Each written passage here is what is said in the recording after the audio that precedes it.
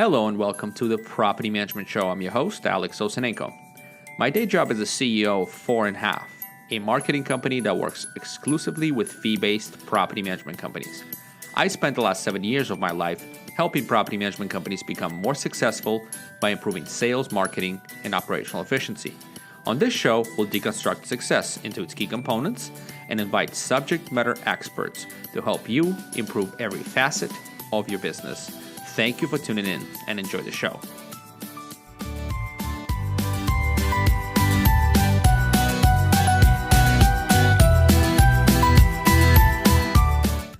All right, guys. So my guest today is Steve Rozenberg.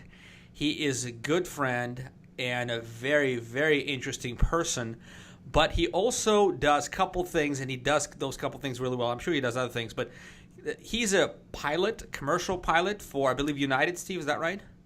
Yes, that's correct. All right, sir. And he's also runs one of the fastest growing property management businesses that I know of. So, Steve, welcome to the show. And maybe give us a quick introduction of who you are and what you're into. Sure. Yeah, thanks for having me, Alex. So, like you said, I live in Houston, Texas, born and raised in Los Angeles, and kind of got into what I do now kind of backwards. I never really wanted to be involved in real estate. I actually never wanted to be an entrepreneur, to be honest with you. I feel I was kind of thrust into this world, if you will, because of a day that a lot of us remember, which was 9/11. And I'm what they have termed a 9/11 investor / entrepreneur. And what I mean by that is, for me, everybody remembers that day of 9/11. However, I remember it a lot more clearly because it affected my life and my livelihood being an airline pilot. And what I realized was that safe, secure job that I thought that I had being an airline pilot really ceased to exist on September 12th. And I started realizing that companies were folding up, going out of business, and being so specialized as an airline pilot, I realized that I really kind of put myself in a corner by being so specialized. And I really did not have many things that I could do when you're on the potentially going to be out of a job and on the street with 150 other thousand specialized people. I remember telling myself that I will never, ever put myself in this position again of being lulled into this sense of security, which really wasn't secure at all. It was actually the least secure, and I just didn't know it. And I still am an airline pilot. Luckily, I was able to keep my career and keep my job. But for me, the scary thing was, like I said, a lot of people remember 9/11. I remember about the week after 9/11, and that was, people don't really remember that during the days of 9/11, when it happened, every plane that was up in the sky basically had to come down on the ground and was grounded for about a week. So if you can imagine, there was hundreds of thousands of planes grounded all over the world. And the airline that I was working for at the time basically said, they dispatched all these pilots to these airports to pick up these empty planes. And the weirdest feeling in the world that I'll never forget, that gives me goosebumps, was walking through an empty terminal and seeing all these planes on the tarmac just empty. And I remember thinking, what am I going to do? I am so screwed here. I put myself in this corner. I have nothing else to do. I've got nothing else.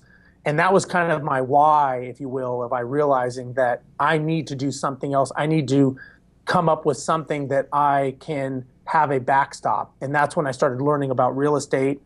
I started purchasing real estate. I started buying single family homes. I graduated that to apartment complexes. And I basically, at that point, got into the school of hard knocks. And when I say that, I mean, I made a lot of mistakes. Let me ask you, bought a lot Steve, of, yeah. Can I stop you 1 second? This is Yeah. So you got that jolt, and real estate is a great, safe, and secure way to put money away. And I think with all the turmoil we have going on in the world, I think a lot of people realize that real estate is the way to have your money, being something physical, an asset that is not likely to just poof disappear. Empty airports and grounded planes kind of thing. But let me ask you a question. Did you use a property manager when you initially got into this? No, I did not. And why? And it's funny because a lot of the things that I know now, I didn't know before. I didn't even know how the dynamics of things worked and the logistics. And it's one of those things, you don't know what you don't know, and you think that you're smart enough that you can figure it out. And the only thing I'll say, like you said, it's a safe, secure thing to have real estate. That is true, and I think that's also untrue, because being an investor and making the wrong acquisitions without the right business model, I personally learned how that can go away very quickly. When I bought a lot of properties without the right goals and the right expectations and the right due diligence, and more importantly, I did not have the right structure in place to even facilitate getting the return out of that property, which is really what I wanted. So yes, it has the potential to be very secure, but the reality is if you don't know what you're doing, it can be one of the biggest financial disasters you ever make if you buy incorrectly or you don't have it being run correctly. Gotcha. So it's the perception. Well, the perception out there is it's the best, safest investment, considering all the other options out there. I mean, what else would you do, Steve? Right? Is stock market safe? No, but you're right. So the question is, I'm going to turn this a little bit and ask you this hard question.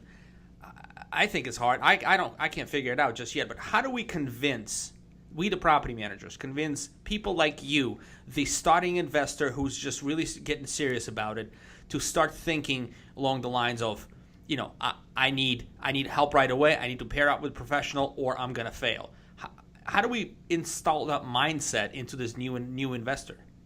Well, that is a great question, because had I known all the perils and pitfalls that I was going to fall into, that is now kind of the beat of my drum now when I speak to new investors and I explain to them, look, you own a business. Whether you know it or not, you are a business.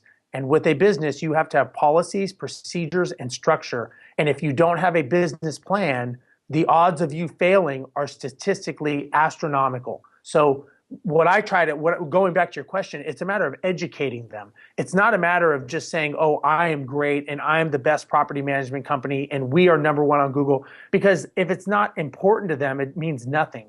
What is important to them is finding out what are their goals, what do they want, and how you can be a partner to help them achieve those goals and to help them realize what they don't know. Because most investors, like that you talk to, they have no idea all the perils and pitfalls that will come across an investor by tenant rights, fair housing, discrimination, the fact that the landlord is the highest suit in real estate because they don't treat it like a business. And I think if you educate, like I do, when I sit down with investors, I'm educating them to say, look, this is the sandbox you're playing in. You need to realize you are playing with people's lives. You are liable. You are responsible. The IRS says you're a business. Fair housing says you're a business.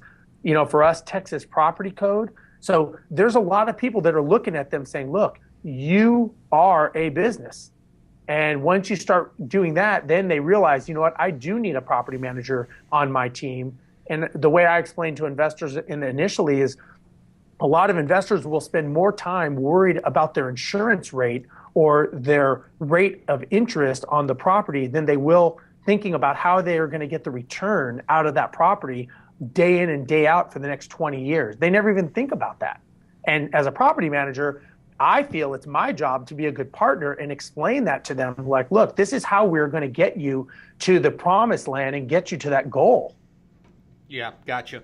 Knowing what I know now, I will never, ever get into the investment property without first consulting and actually, hiring and, working with a property manager on the acquisition, management, and, the sales side of things. Now I know that.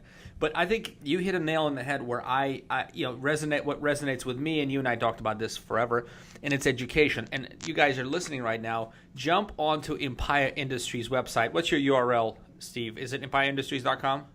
EmpireIndustriesLLC.com. LLC.com. Yeah, jump on our URL and see how many videos and books. By the way, Steve, you and I need to talk about organizing this information on your front page. Because right now it looks fantastic, but it may overwhelm some folks. But look, this is like if they're looking for resources and answers, Steve's website is it. That's why Steve wins all the business that he needs to win. And we're going to talk about that in a bit, but it's education. We've been talking content marketing from day one, and it is it's a proven way to truly build the value of what you do and convey the value, and get hired by people you want to work with. So Steve, let's take a step back for a second and go back to year one. So not year one. Let's go back to that time where you started acquiring your own properties. I interrupted you. I apologize for the question, but you acquired those properties. How did you end up thinking of property management company, and how you met your partner? I think you'd be a business partner, right, Pete? Right? Yeah. That's a good question. And I met him at a real estate investment group in Houston, and we partnered on an apartment complex. And I had done some wholesaling, or back then it was flipping. I don't even know what they called it back in 2001. But and after we sold that apartment complex that we held for about 2 or 3 years, we took that revenue and we decided, hey, let's buy some houses. And so we bought about 20 single-family homes in about a year and a half's time. And the challenge is that we bought the wrong properties. I mean, we had about a 70% low income, 30% middle to higher income properties. And that was definitely the big mistake. So what was wrong with that picture? What was wrong with that particular portfolio setup? That's a good question. I shouldn't say it was wrong. It was wrong for us. Let me say that. The reason it was wrong for us is on paper, it had a very high cash on cash return. We were looking at 50 to 60% cash on cash return. We were buying properties for, $50, $60, $70,000, and they were going to rent out for $900 or $1,000. And that part was true. They were renting. However, the challenge with low-income properties that we did not realize or take into account, and had we had a property management company or somebody smarter than us advising us, or that has been down that path, is we had an average tenancy rate of 8 months. Our average make-ready cost was 3 times the other turnovers that we had on our upper-end properties. So the tenants did not stay as long, and the make-ready costs and the maintenance costs were just killing us. So yes, it was making that cash-on-cash return. The problem is that was getting sucked up and taken away when we would get a vacant property, which was very common. So we could never get over that hump. And we just kept, every time we'd fix something, or, these houses, in Houston, most houses are new or they're old. There's no in between. So a lot of these houses for Houston were old, built in the 40s, 50s. And so you get a tenant in there. Next thing you know, you got to rewire all the wiring because they've got every electronic known to man. And then after you do all the rewiring, when they leave on month 8, they like to take all that wiring with them. And maybe some air conditioning units and some ceiling fans. And, you go into the property and it's just the shell of a property. So all that money that we made in cash flow was sucked up, when the tenant left. And so those were the things that we did not account for. So what we did is we tried to hand them over to a management company. Okay. And amazingly, which now we know why, but no management company really wanted them. They were like, we don't manage those properties. And that's when we realized we may have a problem here, because we were in the middle of the recession of 08, 09. And basically we were stuck with these low-end properties that nobody could get a loan to buy as an end buyer. And investors wanted them for less than what we paid for them. We're basically getting bled dry from the maintenance and vacancy costs. So we were kind of in what they call, in flying term, they call it a coffin's corner, where you're kind of out of wiggle room, right? We had nowhere to go. We were either going to take some big financial hits, which we didn't want to do. We did and still do very much believe in the power of real estate. We just know that we made some wrong decisions. So you would think at this point, Alex, that we would have made some smarter decisions, right? Right. I mean, yeah. Right. No, we did not. We bought another 15 properties like this because we thought to ourselves, the way to get out of this, we're halfway through the hill. We need to pile through to the other side. Okay. So it got to the point to where my wife said, if you buy another one, it better be nice because you're living in it. Okay. So that was the indication that I was so fixated on proving that I could fix the problem. None of the indicators that we were seeing that now are so apparent, they made no sense to me. All I knew is I could fix this I need to buy more properties and this will fix the problem. And that was not the way to go, obviously. So what happened next? How'd you guys get out of it? Or did you get out of it? I guess you obviously got out of it somehow. Yeah, so what we did is we decided, okay, we have two choices now. We now have 35 properties, and basically 25 of them are basically, they could be smoking hole in the ground, and they probably make us more money than these were making us, basically. And when I say that they were not, it's not that they weren't good properties. We just did not have the structure and the model set up to buy those. So, and I'm just going to digress here. I tell people, look, it's not that these are bad properties. You just have to know what business model you're getting into. Don't get into these properties if you don't know how to swing a hammer, because your maintenance costs will kill you. Don't get into these properties thinking that you can systemize this into existence, because you have to be very hands-on with the lower end property tenants. So it's not that it's bad. You just need to realize, and we did not realize that. We thought that we could systemize it like a $3,000 rental. When it's an $800 rental, it's a different mindset and it's a different mentality. So what we did is we sat down and said, okay, we have two options. We either sell them all and just take the hit and lick our wounds, or we come up with some structure to self-manage these on our own. And obviously from our story now is we decided to self-manage. So myself being an airline pilot and Pete being in the IT industry, we sat down and said, okay, we need to say, if we were investors and we wanted our properties managed, what is the pie in the sky way that this would go, number one? And number two, how do we scale this on a larger basis? Because we still had every intention of continuing to purchase properties. And this system and model that we created was really for self-preservation. It was not to start a business at all. And it took us about 6 months of sitting down and going through the plumbing, if you will, of building this foundation of trials and tribulations of going, if this happens, that happens. And we made an agreement with ourselves that said, okay, if we do this, we are holding ourselves fully accountable, and we are going to do this the way our procedures say. So that was our first indication and our first introduction, I should say, in dealing with policies and procedures. Even though they were very crude and rudimentary compared to what we have now, they were policies and procedures. And what happened is after about 6 months, our property stabilized because we kicked out about 70% of our deadbeat tenants. And even though we knew it was going to personally cost us money, it was a means to an end to fix the problem and to basically break the cycle. Gotcha. And once we did that, our properties stabilized. They never really got to where they were making us a ton of money, to be completely honest, but they were not killing us and losing money. And we were, some months we'd make some money, some months we'd break even, some months we'd have big maintenance costs, but they were overall trending better. Gotcha. And what happened is we had other investors actually that we knew, because we were investors and we'd go to the investor clubs, and they said, hey, you guys were, basically on deathbed at one point, and now you guys seem like you're doing good.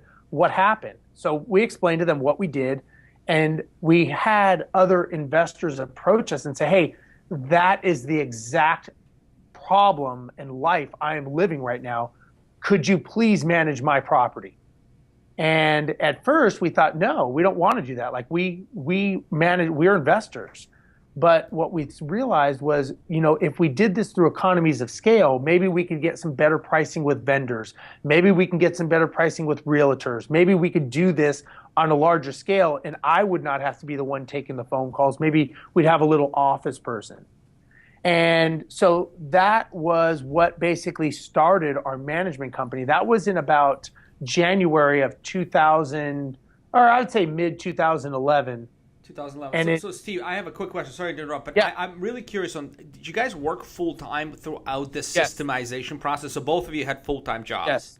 Yes. I was full-time airline pilot. Pete was in charge of a big department for IT.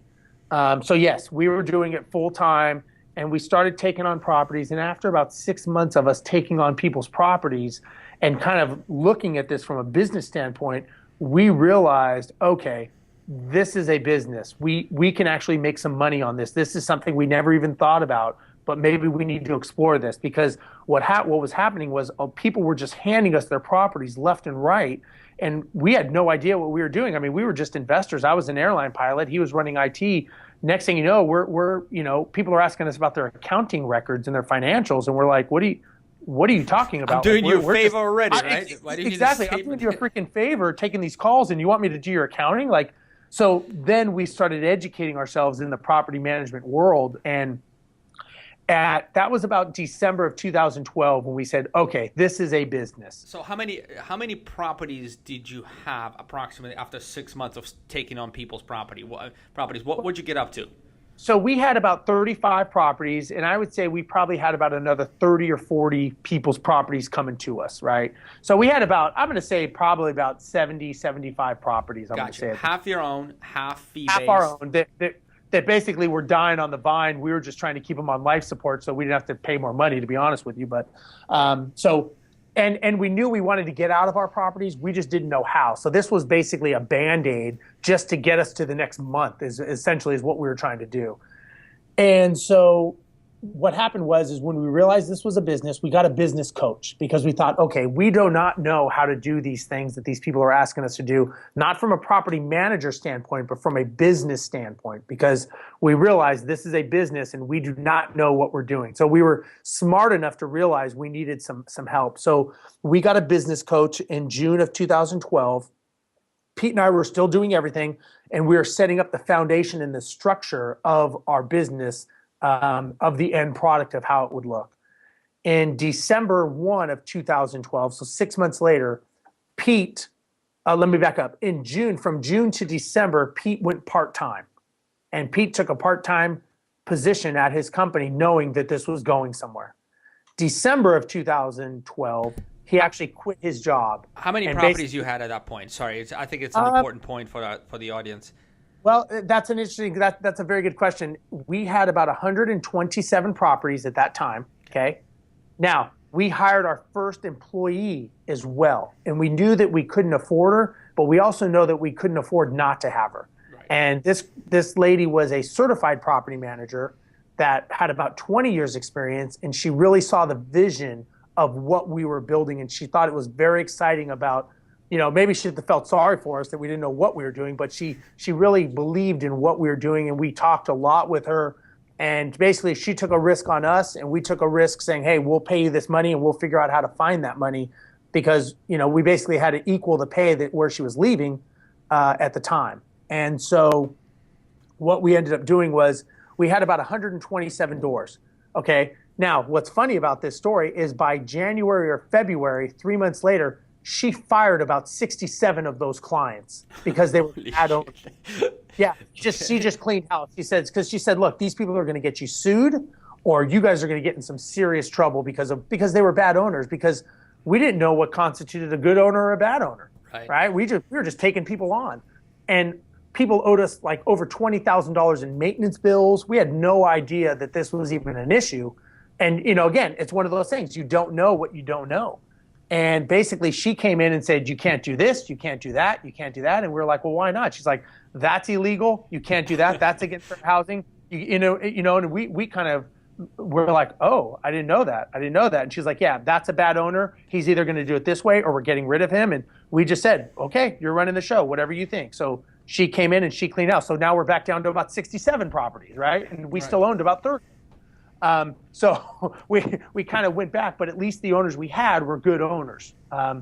So that was, I'm going to say February, March of 2013. Now, then the thing really took off. I mean, it just lit. So if you flash forward to today, so that was about 3 years, 3.5 years. We now have over 550 properties. We've never bought any rent rolls. These are all hard-fought clients. We don't have any large clients. Even our largest client with 43 doors, he's purchased them singly at a time. We are constantly, as marketing as much as we can. We have realized that it doesn't matter what business you are in, you are a marketing business. I don't care if you're GM, United Airlines, Coca-Cola, Empire Industries, or mom and pop management. If you do not have inbound marketing coming, you are going out of business. You just don't realize it yet. Why don't we define inbound marketing for the audience? What Steve, how do you define inbound marketing? Sure.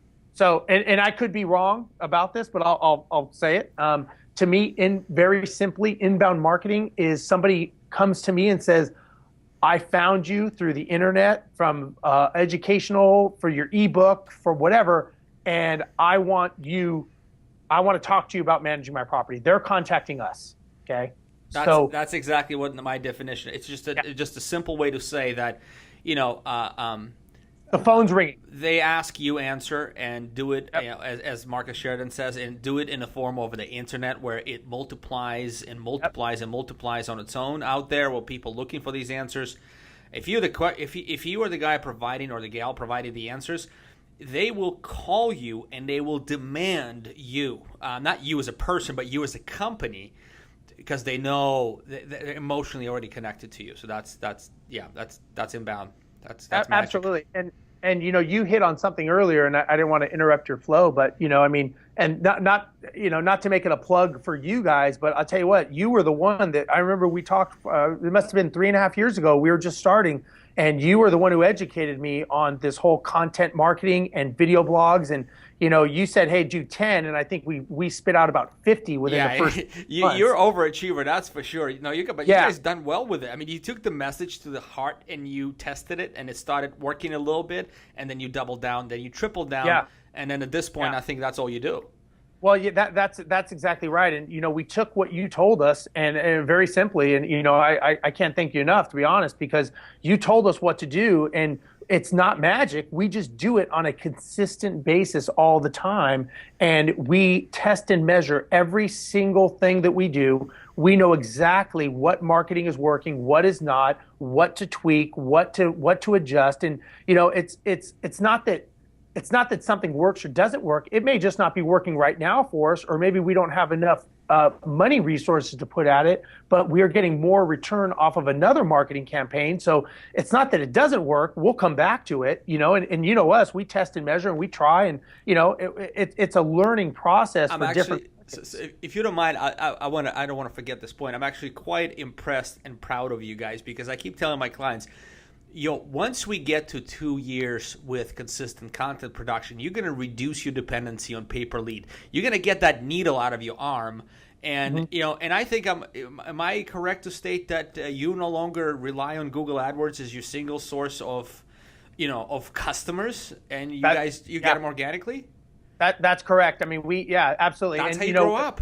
That's how you grow. And, and I remember you said, look, you do that in the beginning. I remember the conversation, like, you do that in the beginning to get you up there, but they're going to start finding you when you get on page 1. And I think we were on page 80 when you first talked to us. How do you think we could find us? We tweaked it, we adjusted it. I mean, we went gangbusters with our YouTube videos and our geotagging, meta tagging, and I mean, I think I do a blog every week, or 2 blogs a week sometimes, that we have in queue. We transcribe them, we do all that. The other thing that we do that you told me about, that we took and ran with it, is our reputation management. So, we're the number one. We have the most reviews on Google. We have over 218 or something like that reviews. So what we found is, when people call us and we're selling our services, because I guarantee you, we are not the cheapest person out there. We are probably I don't want to say the most expensive, because I think we give the most value. But we tell them, look, if you want the cheap person, I can give you the cheap person. But if you look us up online, you will see there's a reason that we are the best. And they say, I did. That's why I called you. Yeah. So they're already sold. We had a guy the other day. He said, I spent 10 hours watching videos on your website. He says, I'm ready to sign with you. And he didn't even talk to me. He talked to one of my salespeople, because I don't even do that anymore. But to me, that's a testament to saying, okay, what we're doing is working, because they find us off the reputation, then they click on us, then they see that we're the experts, we're educating them, and then it's like, well, who else am I going to use? These guys know what they're doing. And now it's just a matter of saying, look, we like you had told me all the time, one of the best advices you gave me, and not to give out your secrets, but was, when I talk to someone and they have a pain point, I make sure that I have a video that talks about that specific pain point, and I redirect them to my website to say, here's a video that talked about that pain point that you actually have. now they're going, wow, this is great. This guy specifically specializes in the problem that I have. How convenient is that? You know, I'm so glad that you guys are implementing this, because this is definitely no secret. It's I wrote it in the book, for the sales book we wrote, The Art of the Sale for Property Managers. It is. I wouldn't say it's 101, but it is the next. Once you get the basics of the sales process, this is the next step to make your salespeople a lot more effective. And Steve, one fear a lot of my customers have. And they say, well, I don't want them to ask for me. I don't want them to, I don't want to be the guy in a company. But you and I both know people want to work with our companies and they will appreciate a call or an email from us, but they don't have to have it. Did you find that true? Yeah. And, it's funny you say that, because we started off where it was just Pete and myself. Now that we're managing, over 550 properties, I have 19 people that work for me. One of the people on my team is a marketing coordinator. As you know, Kevin takes care of all the marketing. And then Kelly is now my BDM that does all the sales. And what's funny is all the drip campaign emails, every single email that comes, we're revamping it, but up until now, comes from Steve Rozenberg. So they get emails from me for 3 to 4 years, constantly from me. And all of a sudden that switches and Kelly Williams is the one talking to them. And what's funny is doesn't even miss a beat. Nope. She actually does a better job because she uses me as the higher power, because she says, Steve is outgrowing the company, so I can give you more attention and I can be more helpful for you. And it's funny. I thought the same thing. I thought, wow, I wonder if it's going to be a hard transition. The girl closed 43 doors last month alone. Jesus. So I would got a right say, person in there, that's for sure. Exactly. We actually just hired another BDM because we have so many inbound leads coming. I mean, like I told you, we had 108 opportunities last month alone. We're averaging 84 opportunities a month, and the majority of those opportunities are e-marketing related, meaning website. They're not AdWords, but they're website. Something from our website or some type of trigger is where that's inbound. coming from. Inbound. We don't do any outbounds. Everything is inbound for us. I mean, we actually had to implement a call center for our inbound property management leads, because our property manager, our BDM, she's in a meeting. She'll come out of the meeting. She'll have 15 phone calls from people. So we actually had to purchase time with a call center because we have so many inbounds coming. So Steve, would you say that the whole thing boils down to a single factor? And argue with me if this is not correct in your opinion. Do you need to become an authority in your space, like a thought leader? Absolutely. You have to get out there and you have to mix it up. You have to grind, and you have to come out on top of the pile as the one that is the educator. You don't have to be the smartest. You just have to be the one that every time they turn around, your name is popping up. And anything you can do to be that educator, people like it when they're educated. They don't like to be sold. So when you can educate them and be that educator, absolutely. I mean, that's my whole thing. I mean, we came up with a whole agent referral program that won us Best Marketing in North America by Business Excellence. And all we do is go in and educate real estate agents why they should not manage properties for their clients, but give it to us and we pay them a referral. And it's been a great program. It's been fantastic for our return. We had a 1,471% return on our marketing dollars with this agent alliance program we created. And all we do is go in. I took it a step further, that I got certified by the Texas Real Estate Commission to teach continuing education to realtors. Well, guess what I teach them? All the reasons why they shouldn't manage properties. But hey, just so you know, we are the experts in managing properties, and we would be glad to help you and pay you for this. And we have a whole network, and it works so synergistically well, and it's so simple, but it's just a matter, if I wasn't the expert, it would mean nothing to them. Right. No, that makes sense. I remember you and I have these, hour-plus long conversations over drinks and dinners at NARPM events. I remember Steve in 2013. I remember when you just started with us. I remember 2014. You were like, "Hey, Alex, okay, well, I have this idea. Let's do this." I remember 2015. 2015 was a bit frustration, a bit like you've done everything right. Remember those talks? Yep. You've done everything right, you always have all these great ideas. We discuss them in like detail, and you go and you actually guys are one of the companies that just goes and implements those ideas. It's not just like the conversation, and then we're done drinking, we're done talking, and nothing happens. You guys actually go and do it, test it, see if it works, and maybe scrap it, or maybe can pursue. But I remember these conversations. And we like, when is it gonna happen? When we're gonna crest, man, and snowball down? Yeah. And when did that crest happen for you? When did you really feel that, okay, the inbound is picking up, we're in the right track? Last year we noticed that, okay, we're getting some traction is what we realized. We're getting some traction. Last year we had 976 inbound leads coming in for the year. This year we're way over that, but we may even double that. Wow. But what we realized was, it was about last year where we started getting referrals from owners, referrals from agents, and we started looking at, we weren't going singular, we were getting multiplication of people coming to us. And we thought, okay, this is starting to work. And I think really within the last year and a half, have we gotten to the top of Google, probably within the last year, to be honest with you, that we actually got on the front page of Google to where we are constantly there. And that, I think, has been a huge, plus. But, what I guess you'd call it our aha moment. Our main aha moment has been to see how all of a sudden, all the things that we've done, like, for example, with real estate agents, we now get so many referrals. We don't have to go to as many realtor offices. We are going 3 to 4 times a week to realtor offices, buying lunch, doing free events, doing this, doing that. Now we may go once every couple weeks to offices, but we have so much traction with them and they know us. And like we did that 10x massive action in the beginning, that now the momentum is continuing, and now we just have to keep feeding it constantly. Gotcha. So I think to kind of come up with an overall theme and the short advice that we can, if we boil down this podcast in a single sentence, to compete on competence and not price and win, you have to have 2 things. And I think the second thing, I'm just kind of fishing it out there.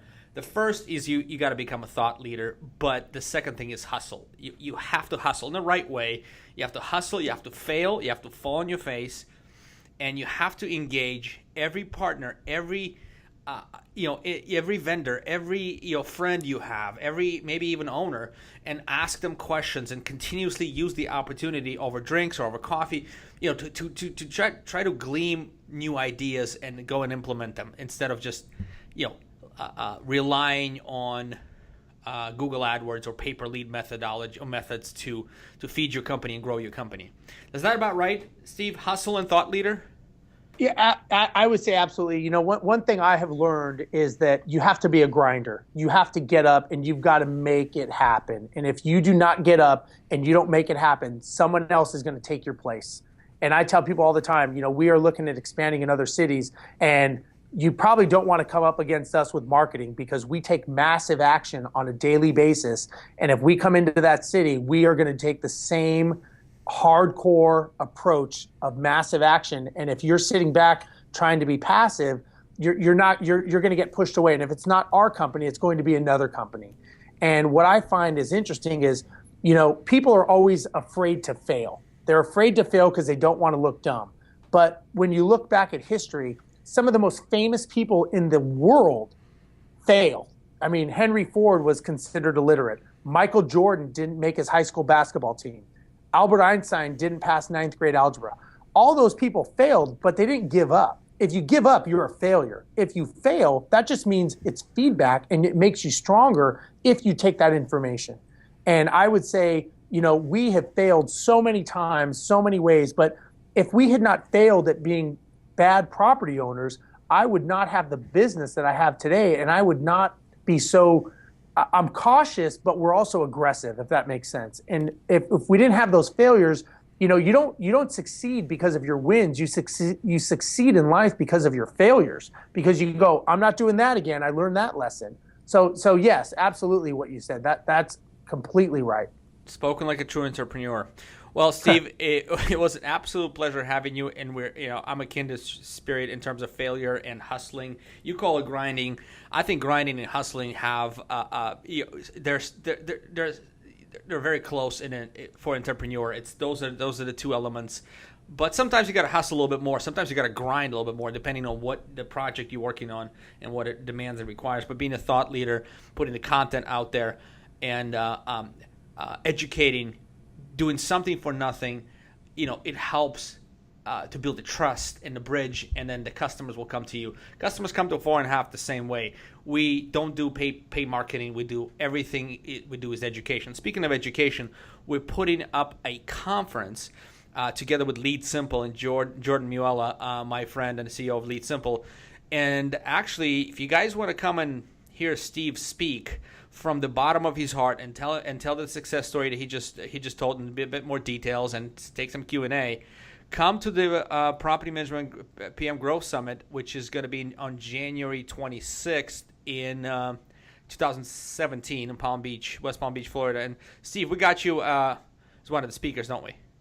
Yes, you do, and I'm very on the excited spot right to come now. out. Yeah, yeah. You. No, I'm very excited. I think, like I said, everything you've done has been spot on. You guys are fantastic. I can't say enough, because without you, there's no way. Without you, again, you gave me the foundation. I took it and ran with it. But had you never given me this information, you don't know what you don't know. It's like property managers. They don't know what they don't know, and there's so many great people out there to learn from. I want to go because I want to learn some more, because I know I'm going to learn a lot of things there and be able to mix with people and meet people that are going to help me as well.